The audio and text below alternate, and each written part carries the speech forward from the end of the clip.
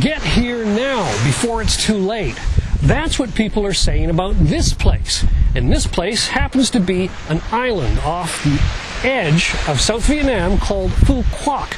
And as you can see, obviously, it's a gorgeous tropical paradise. And you should get here now because it's shaping up to be a major tourist resort in the future. So you want to be here before the massive crowds arrive. It's a major beach resort in the making. A few years ago, Phu Quoc was a sleepy tropical island populated by fishermen and farmers. But that's changing fast. The island is quickly developing into a beach resort of international proportions. A milestone event was marked just recently when a brand new international airport opened for business. Now, hundreds of thousands of tourists are expected to arrive each year, and you can bet the number will keep on rising. And no wonder Phu Quoc is reputed to have the finest beaches in all of Vietnam.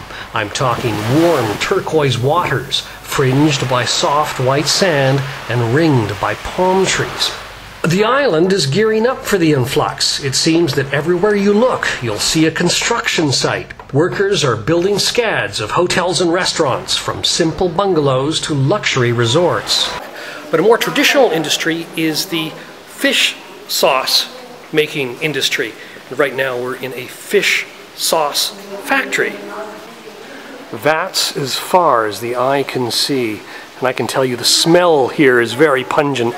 Fish sauce, or nuoc man as it's called in Vietnamese, is an essential ingredient of Vietnamese food. It's interesting how this is a large-scale factory, but look at the vats. They seem to be made of wood with another sort of twined or twisted wood around the rims, a sort of traditional design, even though this is a large-scale factory that's producing fish sauce for the nation.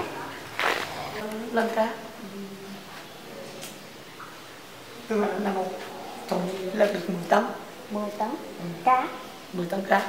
tons of fish in there. 10 tons of fish in this one vat. The fish all gets fermented with salt, and over time it turns into this sauce, which you can see is kind of leaking out the spout here.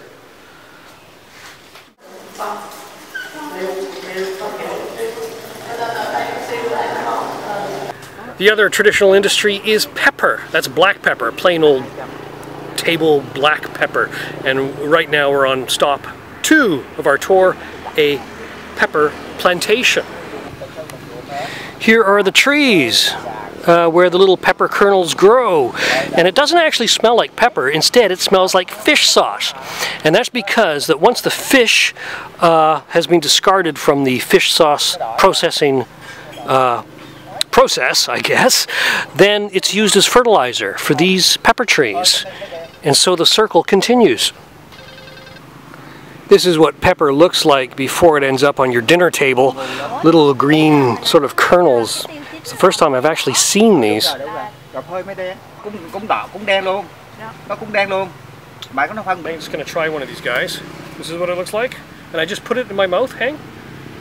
No, get the skin. Oh, I got to get the skin off first. Okay. Okay. Okay, so I got one of these little red ones I put in my mouth. It's pretty hot. Anyway, pepper from the tree. Oh, man, that's powerful stuff. So I just broke it open, but something really delicious about it at the same time. Makes my eyes water just looking at it.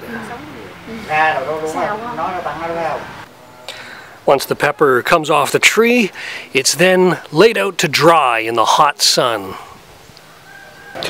We're ending the tour with a coffee at the pepper plant. It serves coffee, and the beans have come out of a weasel's rear end. And I'm not joking about that, but that's probably a topic for another report.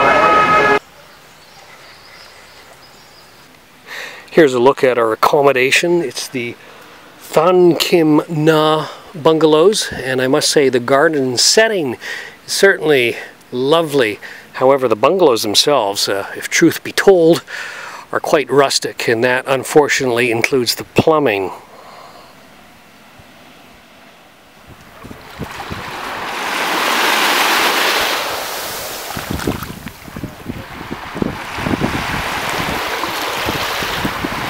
prices here tend to be high by Vietnamese standards, but by any other standard, the island is still a major bargain.